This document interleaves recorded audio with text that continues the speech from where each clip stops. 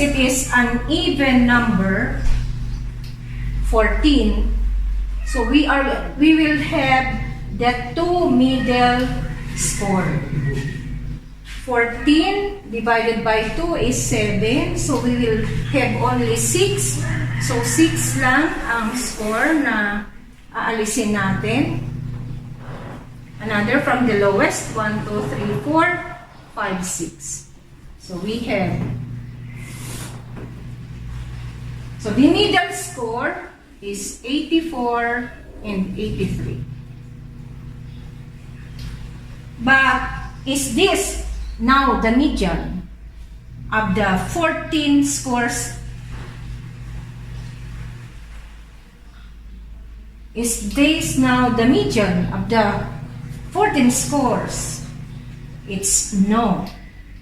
So, what will you do? You are going to add 84 and 83. Then divide it by 2. So 84 plus 83 is 167 divided by 2. So 167 divided by 2, the median will be 83.5. So that is how to determine the median when the distribution is even. So you get the scores of the middle of 14. So you get the value 84 and 83. Then you add the 2 and divide it by 2. But for the distributions which is an odd, say 15, or let's say 7, so just get the score of the middle, get the score, the middle score of the given distribution. So you just simply get the middle score of the given distribution in finding the median of ungrouped data. Ungrouped data because the data is distributed in a single array. Next now is the mode. How do we find the mode? To find the mode, just simply look for the scores with the highest frequency. So may I rewrite again the other 78, which I erased. So to find the mode, you just simply, I said, look for the value with the highest frequency. There are scores here which are repeated. They are 87. Ito. Another one is 84. And the other one is 81. And the other 70. Among the scores which are repeated, it's only 78 with the highest frequency. Here we have 2, 87, while 84 has 3, 81 has 2 also, and 78 has 4.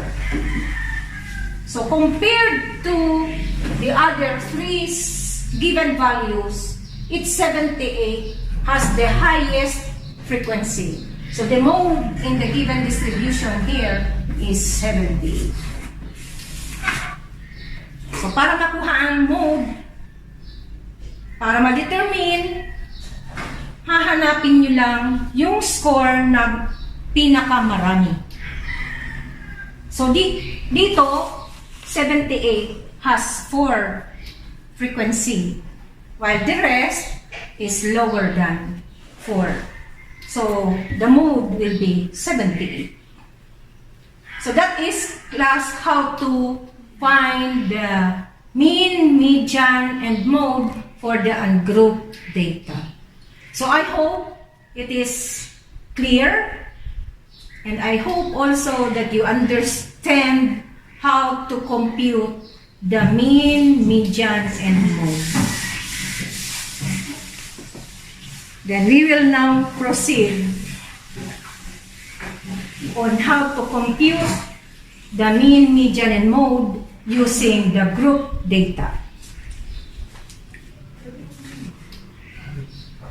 So may I clear to everyone that when we say ungroup data, the data are distributed in a single array.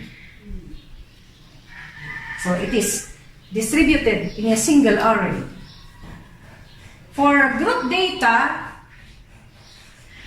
this is an example of a group data. It was grouped into classes. May I erase this now?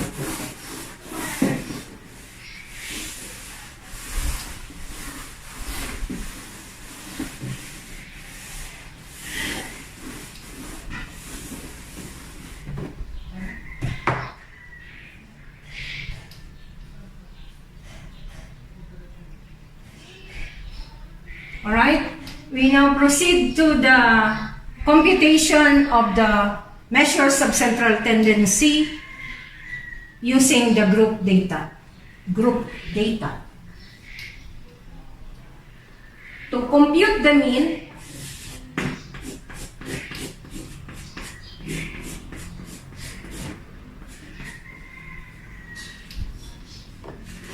we are going to use the formula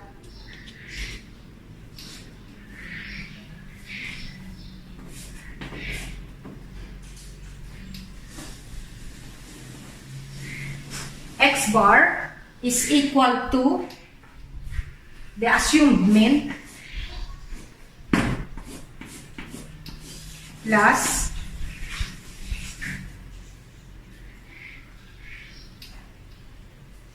the summation of F times deviation divided by N times the class interval.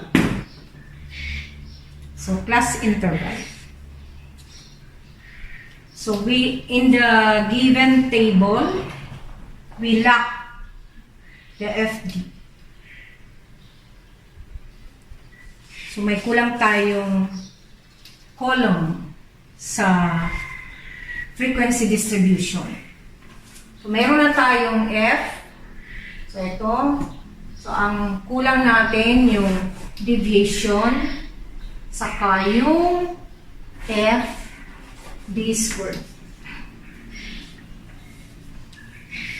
So dito ay the deviation, we are going to divide since 15 divided by 2. So dito tayo start. So let's denote this as 0. Below the 0, we will denote it by negative. So dito, 1, 2, and 3. So we are going to denote, I just add this one. So 15 divided by 2 is 8.5. So dito tayo, 15. So bali, dito. Bali dito, 0. Negative 1, negative 2, negative 3. So dito, 1, and 2. Then we have FD squared.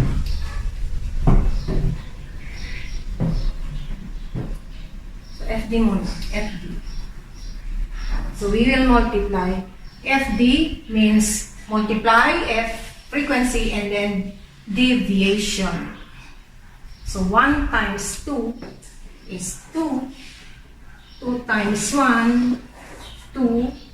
4 times 0, 0. 1 times negative 1 is negative 1. Then 3 times negative 2, negative 6. And 4 times negative 3 is negative 12. Then we have to add, this is negative 19. While this one is 4. So let us get the sum of the f times d. So negative 19 plus 4 is negative 15. Okay. So we have the assumed mean. Yung assumed mean natin is 84 to 85. So we will be using, disregard muna natin ito. So we are going to disregard this one. Alisin, i-ano muna natin. So we will disregard this column. So again, this one. Disregard natin muna. And the same with this.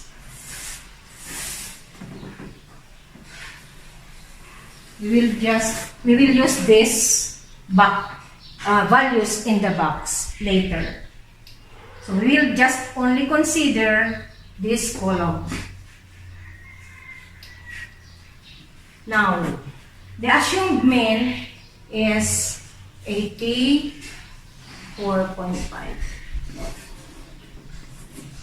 So 84.5 plus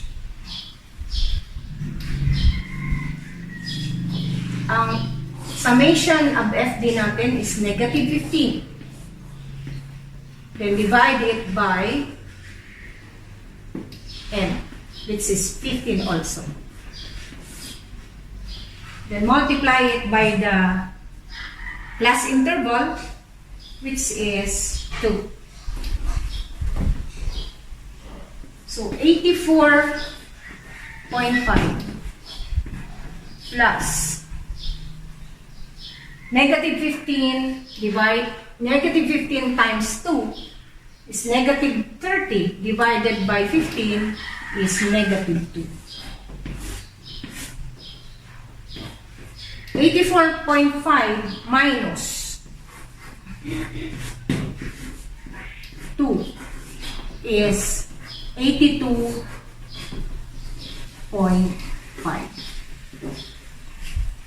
So 82.5 is the mean. Now let us compare dun sa previous. Na-erase ko. So in this case, using the group data, we have this formula in finding the mean.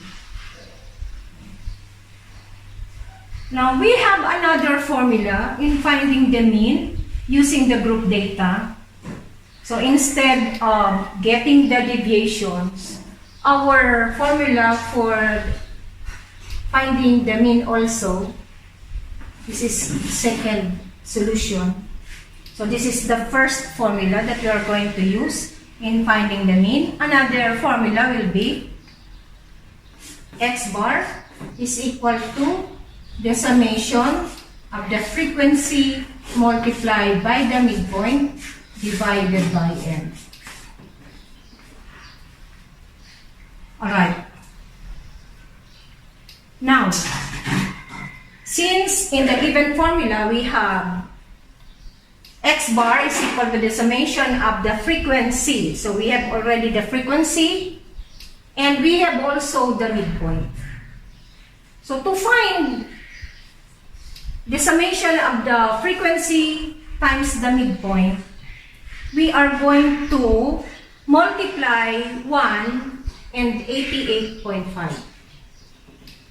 So since this is the midpoint, this one is for the frequency. So multiply 1 times 88.5. So 1 times 88.5, we have 88.5.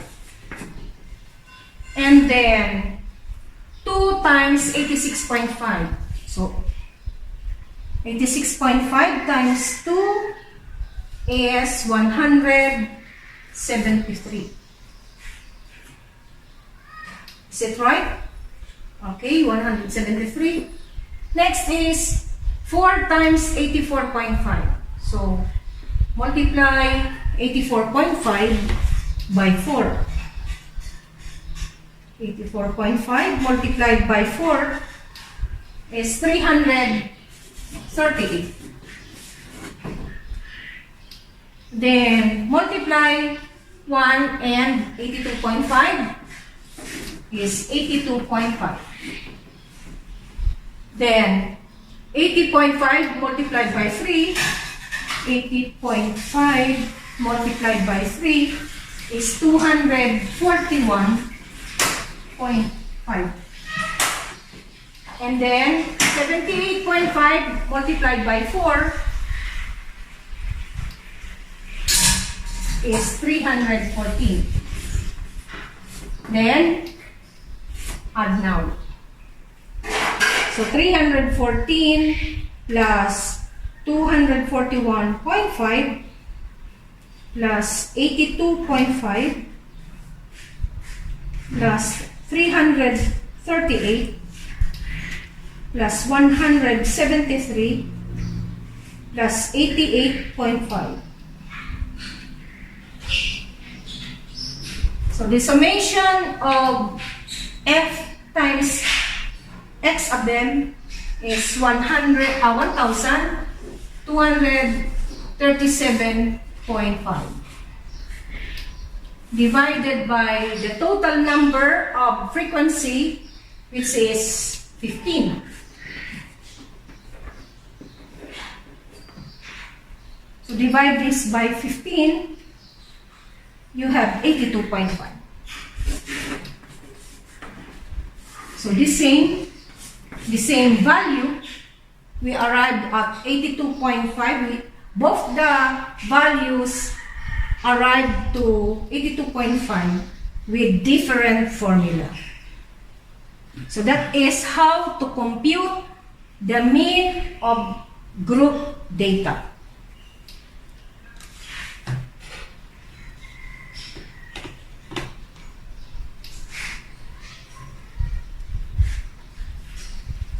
Let us now proceed to the next, the median.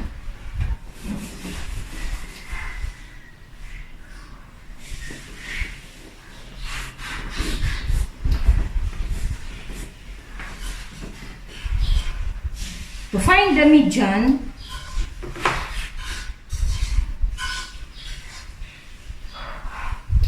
by the way, before we proceed to computation of the median, let us interpret also the value of the mean, which is 82.5. Now, 82.5 is the average score in the 15 scores obtained by the 15 students. Now, this value, 82.5, is the single score that represents the scores of 53 students. So this is the average, single average score that represents the single score of the not 53, but 15 students. I hope the computation for the mean using the group data is well understood. Let's proceed now to the median.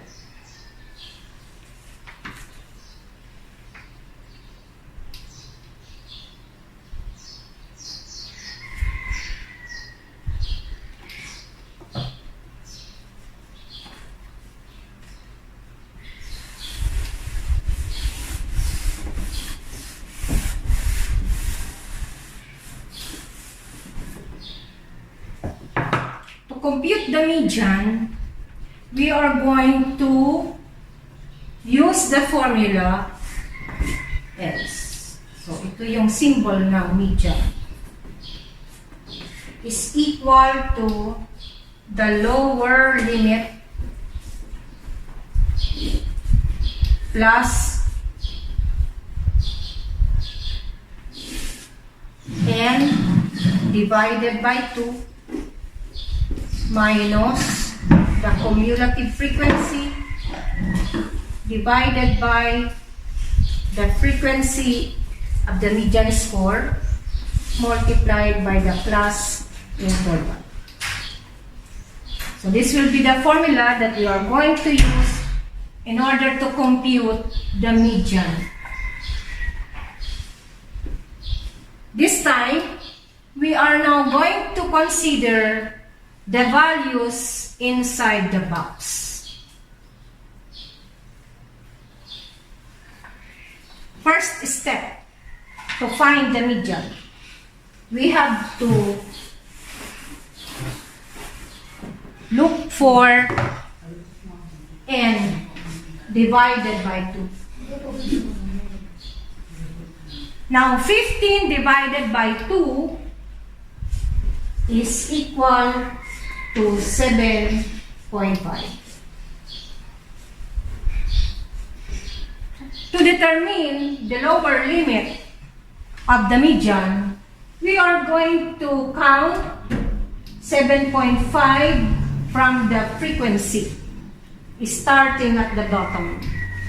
So 4 plus 3 is 7. Therefore, we will be using this class limit. In the class limit, the lower limit is 81.5.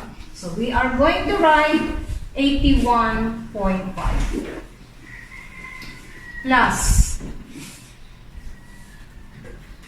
the n divided by 2 is 7.5.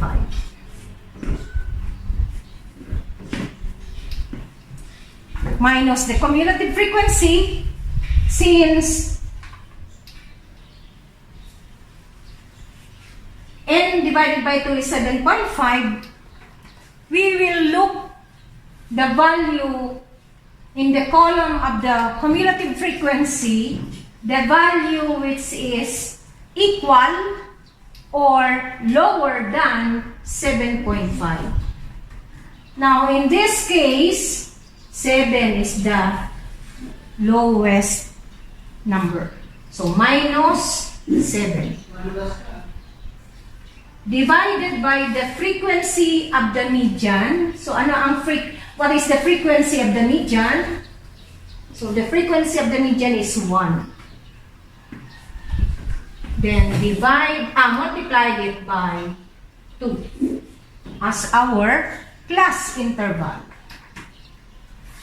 Now, 81.5 plus 7.5 minus 7 is 0.5. Divided by 1, multiplied by 2. So, rewrite 81.5 plus 0.5 multiplied it by 2 is 1. 1 divided by 1 is 1.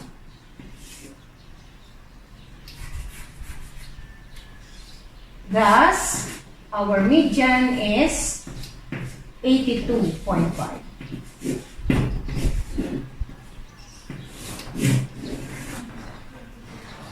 That is how we compute the median.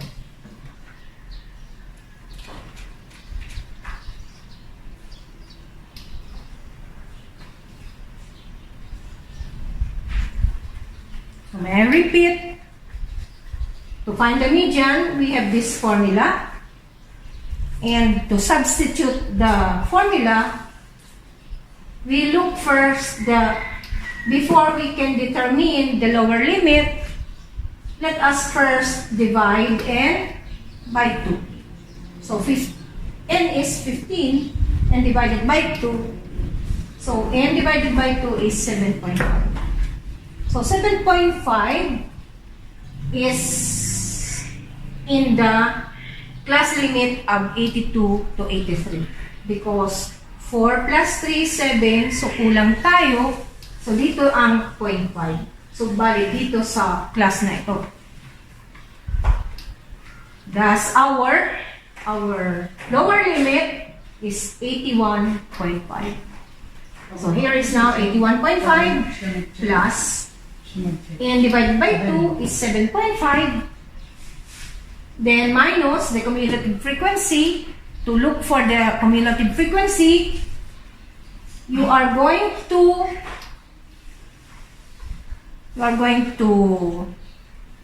get the number which is equal or less than 7.5. Now 7 in the cumulative frequency is less than 7.5. So minus 7 now, and our F refers to the frequency of the lower limit, which is 1. So divided by 1, enclosed parenthesis, multiplied by 2. 2 is the class interval. Alright. 81.5. Alright. Then plus 7.5 minus 7 is 0.5 divided by 1 multiplied by 2. Then rewrite again 81.5 plus multiply 0.5 by 2. You have 1. So 0.5 times 2 is 1. So 1 divided by 1 is 1. Now 81.5 plus 1 is 82.5. Therefore, the value of the median is 82.5.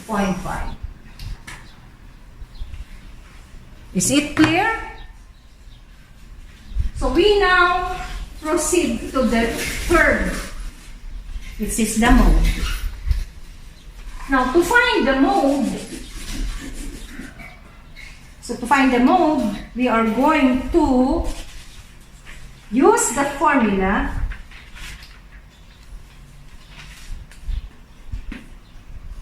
the lower limit of the modal score plus the difference of 1 divided by the difference of 1 plus difference of 2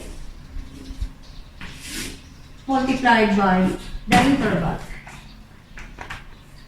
Now mode can be also denoted as x hat is equal to the lower limit of the modal class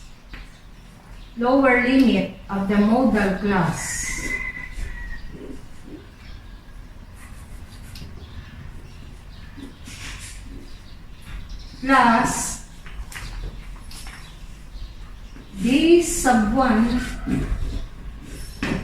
over d sub 1 plus d sub 2 multiplied by class interval.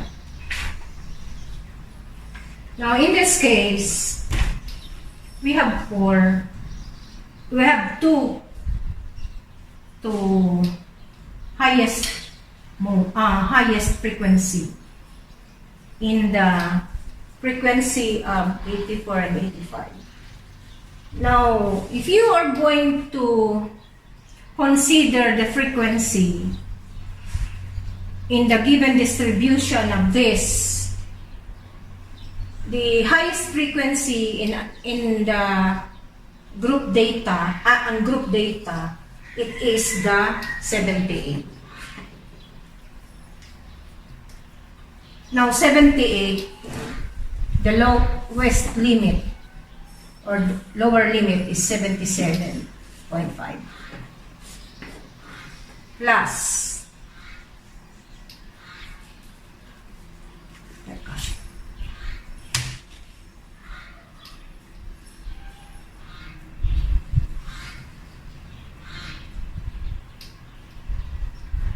this case, class, we have 4 sub 0. 4 minus 0 is 4. Kasi wala tayo na dito. We don't have class limit below the 78.5. So to find this sub 1, we have 4. Wala na dito. So we will just write 4. And then divided by 4 plus 4 minus 3 is 1. Multiplied by 2. So 78.5 plus 77. 77.5 plus 4. Plus, yes, 4 over 5. Then multiplied it by 2. So 77.5 plus 4 times 2 is 8. 8 divided by 5. 8 divided by 5 is 1.60. 77.5 plus 1.6. 4 times 2 is 8 divided by 5 is 1, 5, 30. We have 6. So 1.6. 77.5 plus 1.6. So our mode is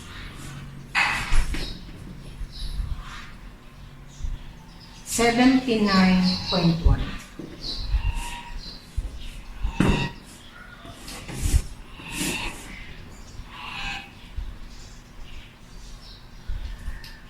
So that is how to find the mode.